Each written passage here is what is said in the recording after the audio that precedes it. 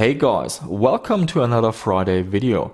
Today we're checking out a really interesting 3dfx Voodoo card, the Banshee. We will obviously talk about the card, but there's also lots to talk about what sort of system and parts go well with this video card.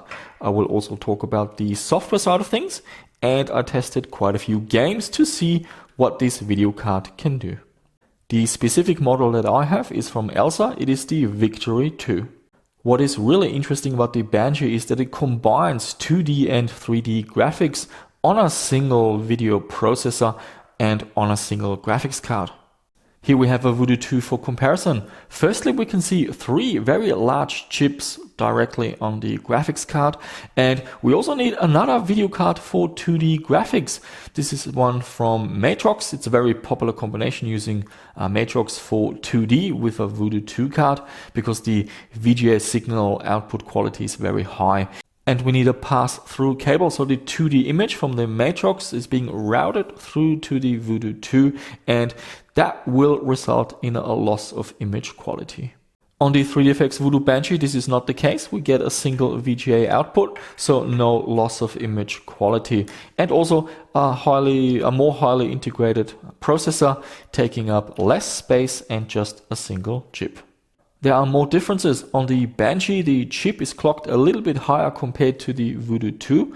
Also, you can adjust the clocks for the RAM and for the chip at different speeds, which you can't do on a Voodoo 2, for example. The Voodoo 2, however, is more powerful because it has two texture units, whereas the Banshee only has one. And this can be observed in games that apply several textures. On the Voodoo 2, this can happen in one pass, up to two textures, whereas on the Banshee, this will take two passes, so it depends a little bit on the game. So now we're going to have a look at some of the parts that I'm using for the test system. There are lots of options, but a slot 1 motherboard with the Intel 440BX chipset is pretty much the gold standard for a Voodoo 3dfx Windows 98 gaming PC. So we're using a slot 1 motherboard. This one is from AOpen. It is the AX6BC. I've been using this mainboard for many years and it's very reliable. So we're getting AGP, a range of PCI slots, as well as two ISA slots. There are two ID ports, floppy controller over here.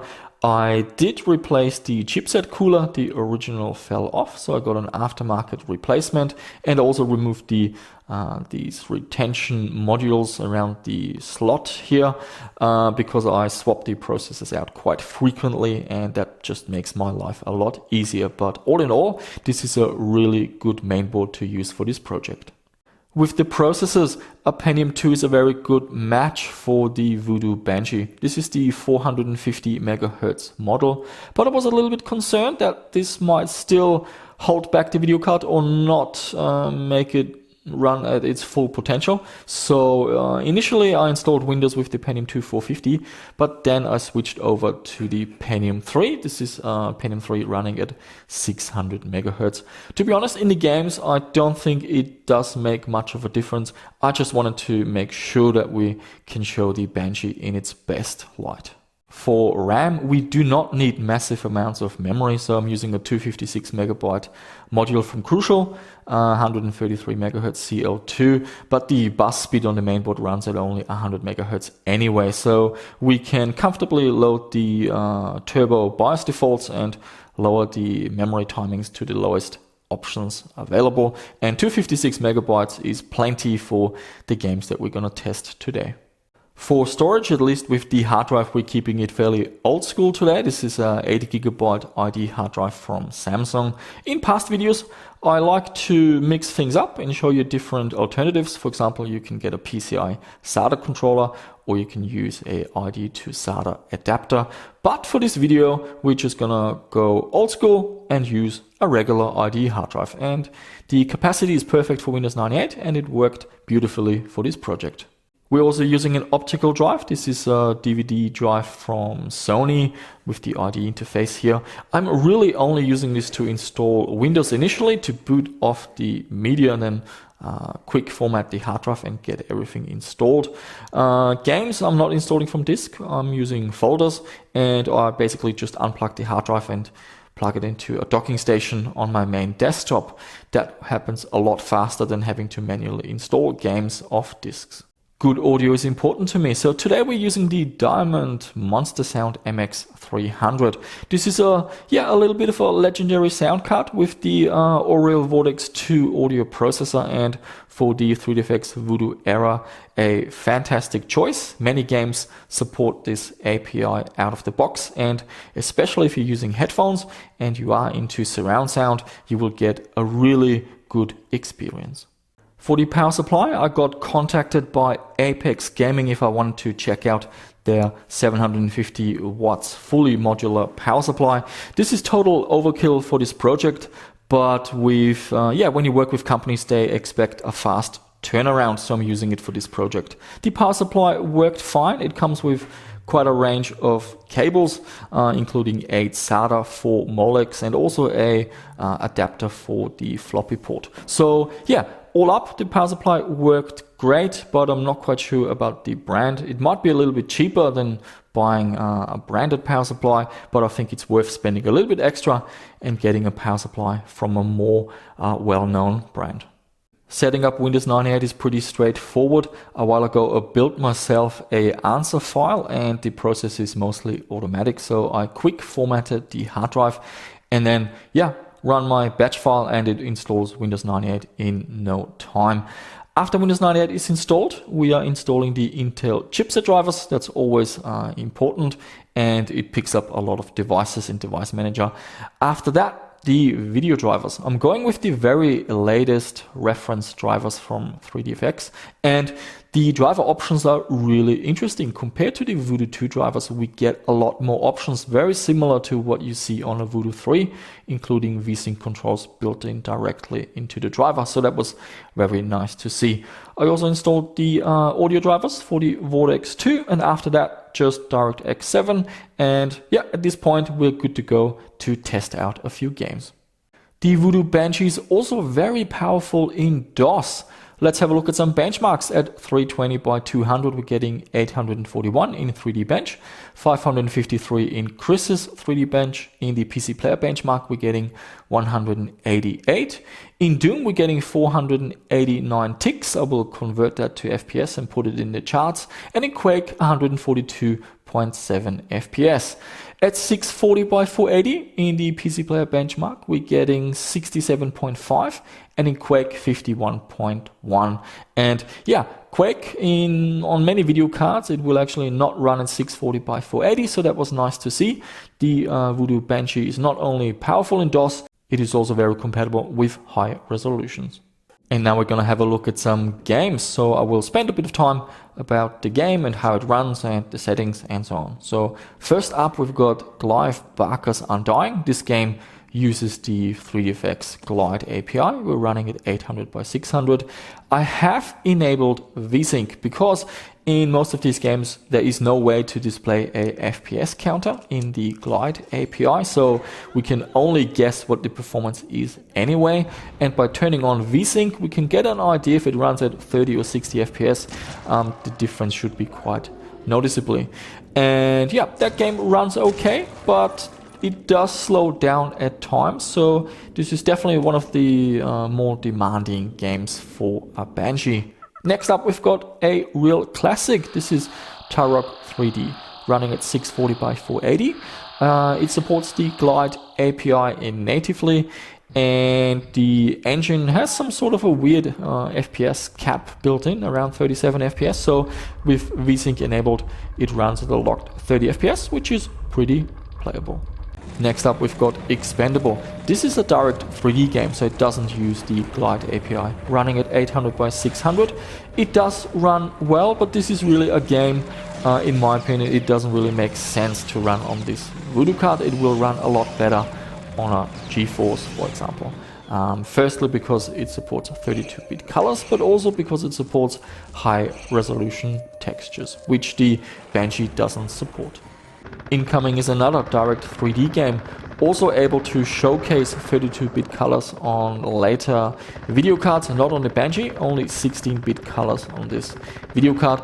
But it's a good test, it's very time authentic, and if you look at benchmarks and reviews from the old days, the incoming test always featured, and the performance is decent, it looks fairly nice and runs well. The next game is Rayman 3D, also runs at 800 by 600, and what a beautiful game, very colorful with rich saturated colors, so that's really nice to look at. And yeah, I haven't been able to play a lot, I'm not too much into platform games, but it seems to be running fairly well. Tomb Raider 2, that's also a game I like to test on most of my machines. Here we're running at 800 by 600, again in 16-bit color mode. And yeah, it runs fairly smooth. I believe the game is locked at 30 FPS anyway, so in this case, enabling VSync, there is no loss in performance, but we're getting rid of tearing. So yeah, that's another game that runs well on the Banshee. And here we have Unreal, and this is one of the first games I usually try on a Voodoo card. It supports the Glide API perfectly, and it looks absolutely stunning. And this game, I still get goosebumps every time I test it, and I leave the ship and I see the outdoor world.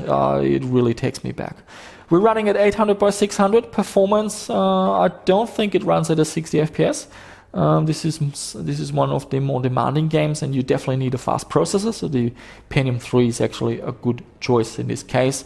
But yeah, it's definitely playable, and back in the day, if you had a Banshee and you played Unreal, I think you would have had a really good experience. We can't test a retro gaming PC without Half-Life, running at 800 by 600. So this game supports OpenGL, but the Banshee is not compatible with OpenGL. It uses what's called a mini-GL wrapper, basically. And the performance is fine. Does it run at 60 FPS at all times? I don't think so. So many times it will run at 30. But again, it's a playable experience. And Half-Life is definitely a game you have to try on a retro PC. It's very iconic and a good test for your machine. Needs a decent processor as well, so be careful if you're using a slow Pentium 2. The game needs a fast processor.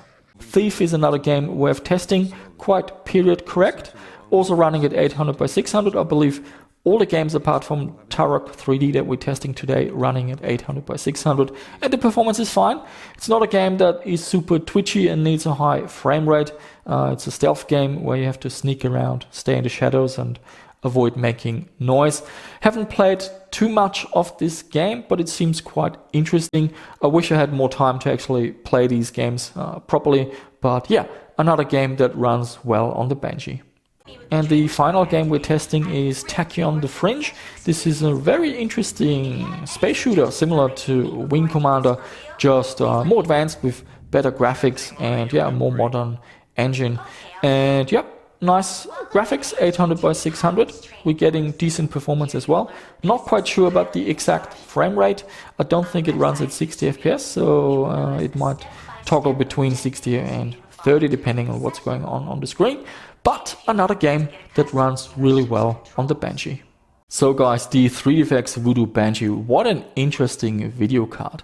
Back in the day, I can definitely see the appeal. It would have cost quite a bit less compared to the Voodoo 2. I mean, if you look at the size, it's a lot higher integrated. Only one chip instead of three really massive chips on the video card.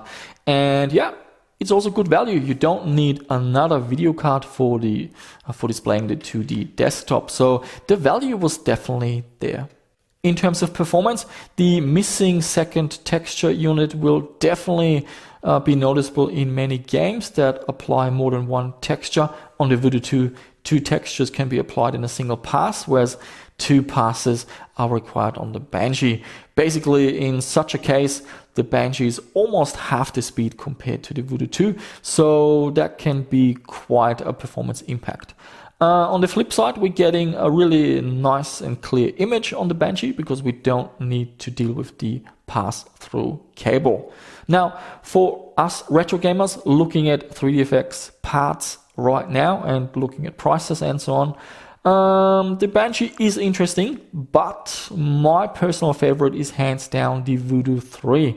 It basically does everything that the Banshee can do, just a lot better. It's a lot faster, you can run higher resolutions, and if you are shopping for a 3DFX Voodoo card, I believe it's worth spending more to get a Voodoo 3 straight out of the gate. But if you get a good deal on a Banshee, or you've got one lying around already and you stick to 800 by 600 resolution, most games will run perfectly fine, and you will definitely get that 3DFX Glide API retro experience.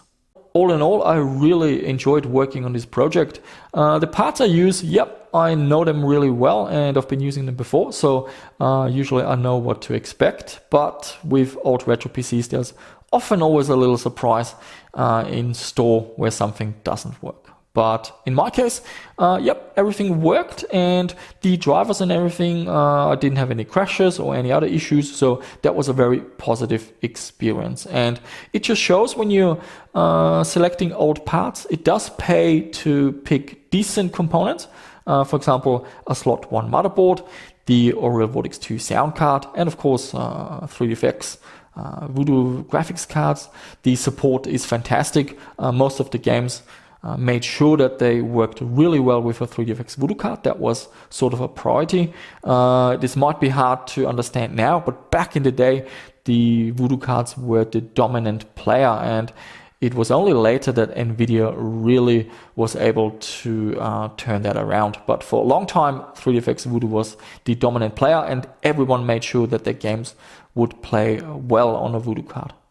And now I'd love to hear from you guys. What is your experience with the 3DFX Voodoo Banshee? I got quite a few comments in past videos to check out this video card, so here it is. Finally, we had a look, and yeah, do share your thoughts and opinions about this video card.